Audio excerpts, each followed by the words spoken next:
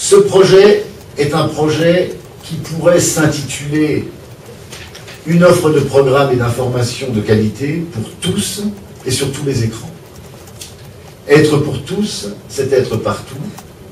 Toucher l'ensemble de nos concitoyens, c'est permettre à nos programmes d'être vus par l'ensemble de nos concitoyens, quel que soit leur mode de consommation des écrans et quelle que soit leur pratique propre. Ce projet est un projet à bâtir avec les équipes de France Télévisions. Je les connais, j'ai confiance en eux, je pense que c'est un chantier absolument considérable, mais évidemment, c'est un chantier qu'on construit en équipe.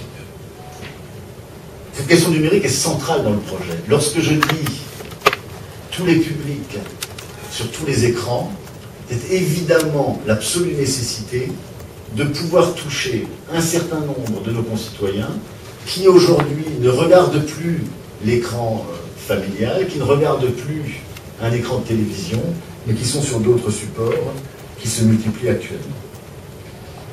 C'est ainsi que le numérique n'est pas simplement un devoir ou une contrainte, mais je pense que c'est une chance extraordinaire de renouer le contact avec des publics, et je pense notamment aux publics plus jeunes, qui ne sont plus des téléspectateurs réguliers de la télévision.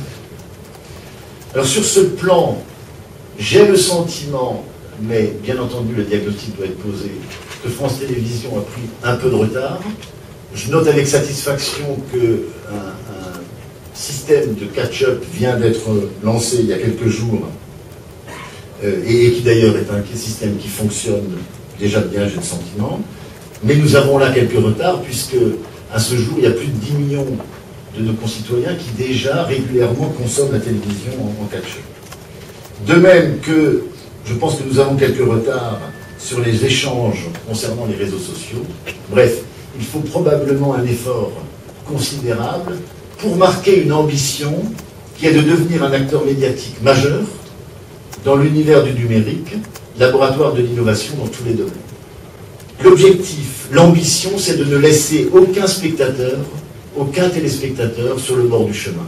C'est-à-dire bien d'avoir la possibilité de les toucher tous grâce à nos projets.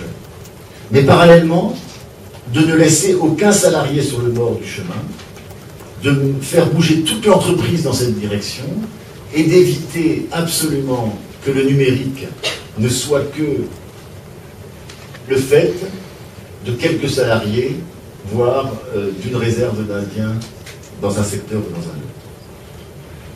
Il y a donc à relever un certain nombre de défis.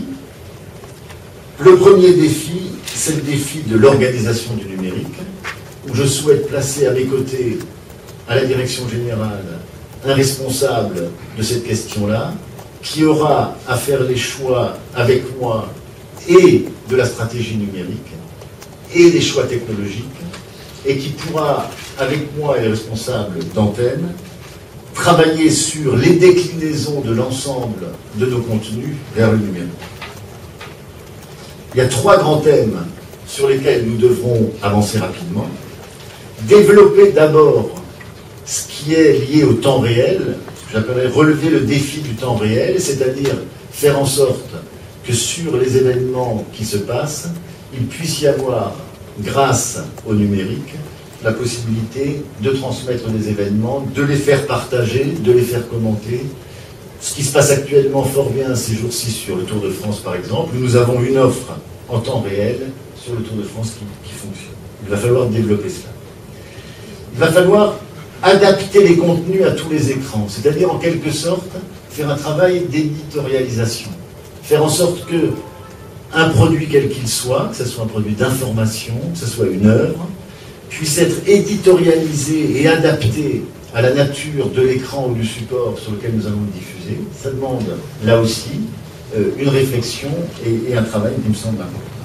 Et enfin, nous devrons développer les outils qui permettent le partage, qui permettent notamment sur les réseaux sociaux de réagréger les contenus, de reformer un programme à partir d'éléments épars et de faire vivre ainsi et circuler les œuvres qui sont sur nos antennes. C'est inéluctable, la télévision mobile va se développer. Elle existe déjà grâce à la TNT, notamment dans le véhicule. Et la télévision mobile personnelle se développera. Alors il y a aujourd'hui, vous savez mieux que moi, des questions liées aux technologies et des questions financières qui se posent.